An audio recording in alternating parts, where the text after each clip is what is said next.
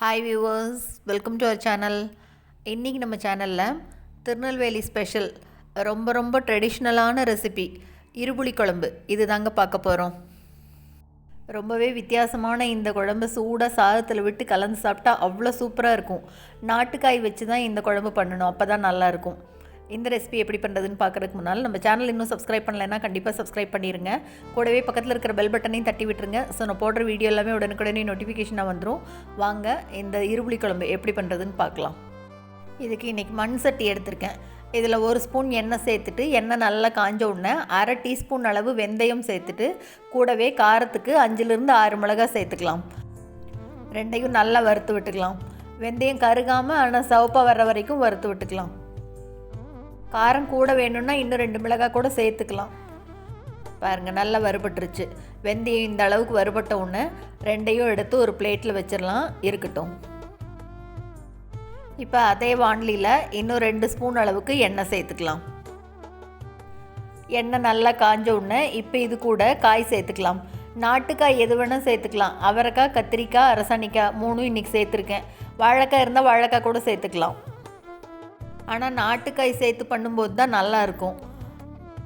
இதை எண்ணெயில் 2 திருப்பி விட்டுட்டு இப்போ இது கூட கொஞ்சமாக தண்ணி சேர்த்துக்கலாம். காய் கொஞ்சம் வேகட்டும், மூடி வச்சிடலாம். அதுக்குள்ளே இப்போ இதுக்கு தேவையான மசாலாவை அரைச்சிக்கலாம். வறுத்து அரைச்சி வச்சோம் இல்லையா, வெந்தயம் மிளகாய் ரெண்டையும் ஒரு மிக்ஸி ஜாருக்கு மாற்றிட்டு இப்போ இது கூட ஒரு அரை மூடி அளவு தேங்காய் துருவல் சேர்த்துக்கிறேன். கூடவே ஊற வச்ச அரிசி 1 டேபிள் ஸ்பூன் ஊற வச்சுருந்தேன், அதையும் சேர்த்துக்கலாம். இப்போ இது கூட கொஞ்சமாக தண்ணி விட்டு எல்லாத்தையும் நல்லா நைஸாக அரைச்சிக்கணும். பாருங்கள், இந்த அளவுக்கு நல்லா நைஸாக அரைச்சி எடுத்துக்கலாம். இப்போ காய் வெந்திருக்கான்னு பார்க்கலாம். பாதி அளவு வெந்திருக்கு. காய் பாதி அளவு வெந்த உடனே இப்போ இதுக்கு தேவையான அளவு உப்பு சேர்த்துட்டு, கூடவே கொஞ்சமாக மஞ்சள் தூள் சேர்த்து ரெண்டையும் நல்லா கலந்து விட்டுறலாம். மூடி வைக்கலாம். காய் இன்னும் கொஞ்சம் வேகட்டும்.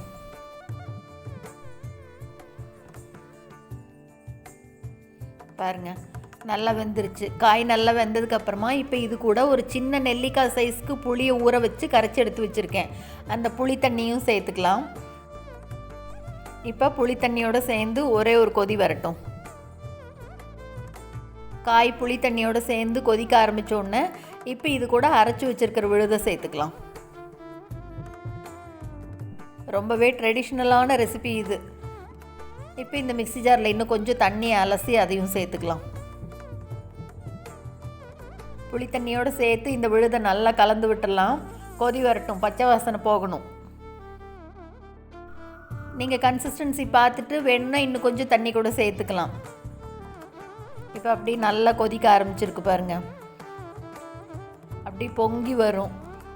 மேலே பாருங்கள், அப்படி தெரியுது பார்த்தீங்களா? இந்த அளவுக்கு நல்லா அப்படி பொங்கி கொதித்து வந்த உடனே இப்போ அடுப்பு ஆஃப் பண்ணிடலாம். மண் சட்டினால் ஆஃப் பண்ணதுக்கப்புறமும் கொதித்து 2 நிமிஷம் கழித்து தான் நிற்கும். இப்போ இது கூட 1 கப் அளவு கெட்டியாக தண்ணி சேர்த்தாமல் மோர் சேர்த்திக்கிறேன். சிலிப்பி வச்ச மோரை சேர்த்திக்கிறேன், தண்ணி சேர்த்தாமல். இப்போ இதை நல்லா கலந்து விட்டுடலாம். அவ்வளோதாங்க, அருமையான திருநெல்வேலி ஸ்பெஷல் இருப்புளி குழம்பு ரெடி ஆயிடுச்சு.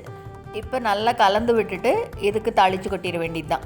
பாருங்கள், நான் இந்த கன்சிஸ்டன்சியில் வச்சுட்ருக்கேன். நீங்கள் வேணும்னா இன்னும் கொஞ்சம் தண்ணி சேர்த்து லூஸ் பண்ணிக்கலாம். இதுக்கு தாளிக்கிறதுக்கு கடுகு, கருவேப்பிலை 2 மட்டும் போதும். 2 நல்லா பொரிஞ்ச உடனே எடுத்து இது மேலே கொட்டிட வேண்டியது. அவ்வளோதாங்க, அருமையான இருப்புளி குழம்பு ரெடி ஆயிடுச்சு. புளியும் புளிப்பு, மோரும் புளிப்பு, அதனால தான் இருப்புளி குழம்பு. இந்த ரெசிபியை நீங்களும் செஞ்சு பார்த்துட்டு மறக்காமல் கமெண்ட் பண்ணுங்கள். இந்த வீடியோ உங்களுக்கு பிடிச்சிருந்ததுன்னா லைக் பண்ணுங்கள், ஷேர் பண்ணுங்கள், கமெண்ட் பண்ணுங்கள். மறக்காமல் நம்ம சேனலை சப்ஸ்கிரைப் பண்ணுங்கள். கூடவே பக்கத்தில் இருக்கிற பெல் பட்டனையும் தட்டி விட்டுருங்க. ஸோ நான் போடுற வீடியோ எல்லாமே மிஸ் பண்ணாமல் பார்க்கலாம். தேங்க்ஸ் ஃபார் வாட்சிங்.